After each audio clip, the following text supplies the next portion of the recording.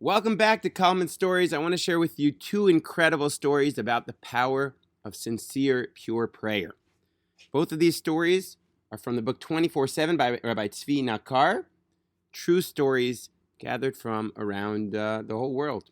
So story number one, there was a contractor in the north of Israel, and he bought a certain plot of land, and this land was going to be made into a nice building, which was going to become a club. When he realized that the people who were building it had intentions to make it a club, he had a dilemma. He was a very religious man, and he really didn't feel comfortable, building such a place where not so kosher dancing would be happening, etc. So he decided to ask a question, and it got to one of the Gedolei Ador, a great rabbi. And the rabbi told him the following. He said, when they tell you they're building a club, you pray. You have in mind that this should be a Beis Medrash, a study hall.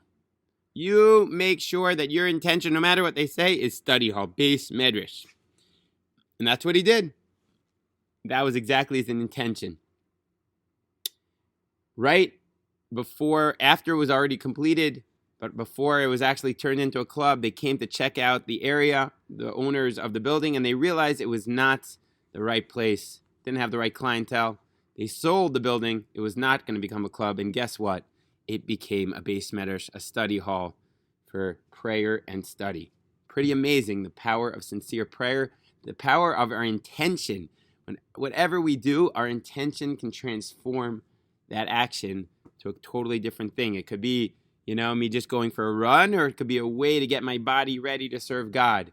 It could be just watching and hanging out, or it could be a shmirah, guarding over the land of Israel. Whatever it is, our intention can transform everything. Okay, one more story. So this one was told over to a man, Rabbi Aryeh, I believe, in Yerushalayim, and it's a story from England. There's a street in England called the Drive. And there's a lot of streets actually called the Drive in England, but this man, a Jewish man, lived on the Drive, and it's 2 a.m, and he gets a phone call from the London police. What do they want from him? Well, they claim that he left the taxi cab and didn't pay his fare. And he says, what are you talking about? I was just sleeping.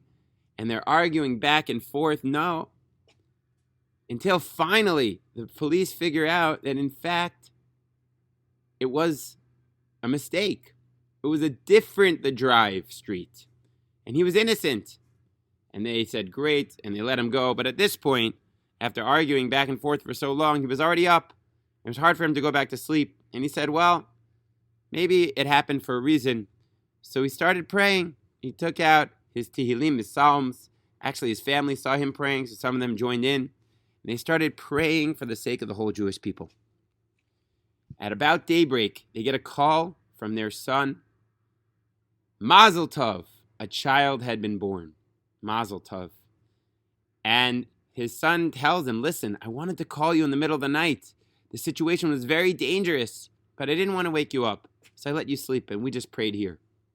Little did he know that God had other plans, and he had confused the London police to get some extra psalms to float up to the heavens and protect this baby, who, thank God, was born healthy and good. So once again, the amazing power of prayer. And another lesson that I derive is that if you get woken up in the middle of the night, maybe say a psalms, maybe say a prayer, because maybe there's a reason why God wanted you to pray right at that very moment. All right, have a great day. I hope you enjoyed this podcast to strengthen our belief in the power of sincere prayer.